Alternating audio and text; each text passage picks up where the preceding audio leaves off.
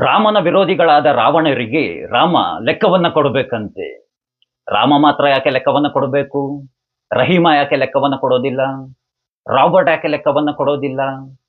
ನೀವು ರಾಜಕಾರಣಿಗಳು ಕೇವಲ ರಾಮನ ಬಳಿ ಮಾತ್ರ ಯಾಕೆ ಲೆಕ್ಕವನ್ನ ಕೇಳ್ತಾ ಇದ್ದೀರಾ? ರಹೀಮನ ಬಳಿ ಲೆಕ್ಕವನ್ನ ಕೇಳೋದಿಲ್ವಾ?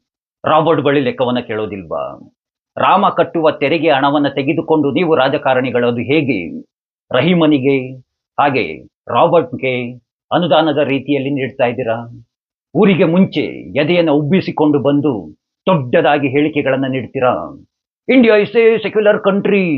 ಭಾರತ ಒಂದು ಜಾತ್ಯತೀತ ದೇಶ ಅಂತ ಭಾರತ ಒಂದು ಜಾತ್ಯತೀತ ದೇಶ ಅಂತ ಕರೆಸಿಕೊಂಡ ಮೇಲೆ ಕೇವಲ ಹಿಂದೂ ದೇವಾಲಯಗಳು ಮಾತ್ರ ಯಾಕೆ ಸರ್ಕಾರದ ಹಿಡಿತದಲ್ಲಿದ್ದಾವೆ?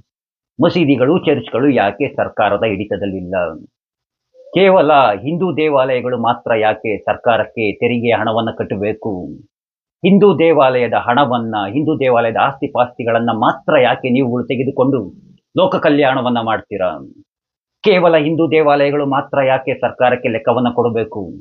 ಇತ್ತೀಚೆಗೆ ಕೇರಳದಲ್ಲಿ ಒಂದು ಚರ್ಚ್‌ನಲ್ಲಿ ಸುಮಾರು 7,000 ಕೋಟಿಗೂ ಹೆಚ್ಚಿನ ಹಣ ಸೀಜ್ ಮಾಡಿದ್ರು. ಏನು ಮಾಡ್ತಾ ಇದ್ರು ಅದನ್ನ 7,000 ಕೋಟಿ ಹಣವನ್ನ ಇಟ್ಕೊಂಡು? ಯಾವ ಉದ್ದೇಶಕ್ಕಾಗಿ ಬಳಕೆಯನ್ನ ಮಾಡ್ಕೊಳ್ತಾ ಇದ್ರು?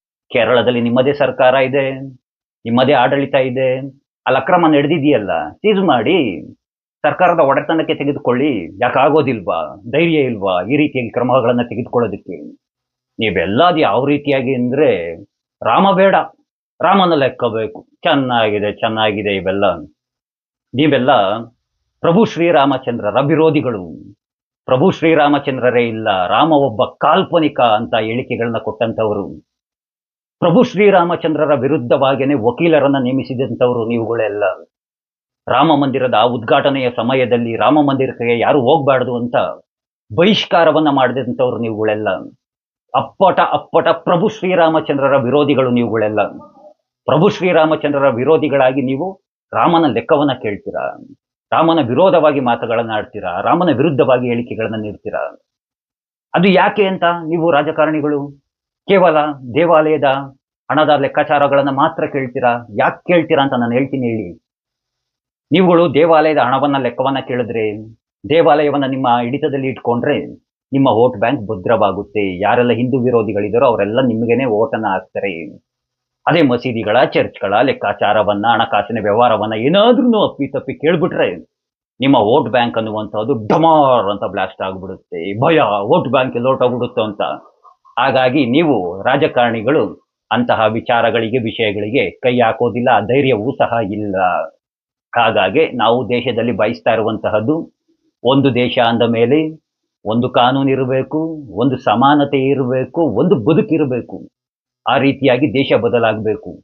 ಇದು ಜಾತ್ಯತೀತ ದೇಶ ಅಂದ ಮೇಲೆ, ಸೆಕ್ಯುಲರ್ ಕಂಟ್ರಿ ಅಂದ ಮೇಲೆ ಎಲ್ಲರಿಗೂ ಸಮಾನವಾಗಿರಬೇಕು. ಅದು ಏನು?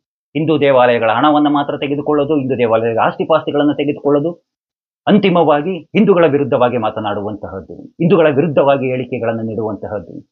ನೀವುಗಳೆಲ್ಲ ಅದು ಯಾವ ರೀತಿಯಾಗಿ ಗೊತ್ತಾ? ರಾಮ ಬೇಡ, ರಾಮನ ಲೆಕ್ಕ ಬೇಕು. ಹಿಂದೂಗಳು ಬೇಡ ನಿಮಗೆ, ಹಿಂದೂ ದೇವಾಲಯದ ಹಣ ಬೇಕು ಅಲ್ವಾ ನಿಮ್ಗಳಿಗೆಲ್ಲ? ಇದೇ ರೀತಿಯಾಗಿ ಪ್ರಶ್ನೆಗಳನ್ನ ಮಾಡ್ತಾ ಇರಿ. ಮುಂದಿನ ಚುನಾವಣೆಯಲ್ಲಿ ಪ್ರಭು ಶ್ರೀರಾಮಚಂದ್ರರ ಭಕ್ತರು ತುಂಬಾ ಚೆನ್ನಾಗೇನೆ ನಿಮ್ಗೆಲ್ಲ ಲೆಕ್ಕವನ್ನ ಕೊಡ್ತಾರೆ ಅಂತ ಹೇಳ್ತಾ, ಆ ಕೃಷ್ಣ ನಿಮ್ಮೆಲ್ಲರಿಗೂ ಒಳ್ಳೆಯದನ್ನ ಮಾಡ್ಲಿ. ಎಲ್ರಿಗೂ ಧನ್ಯವಾದಗಳು. ಜೈ ಶ್ರೀಕೃಷ್ಣ.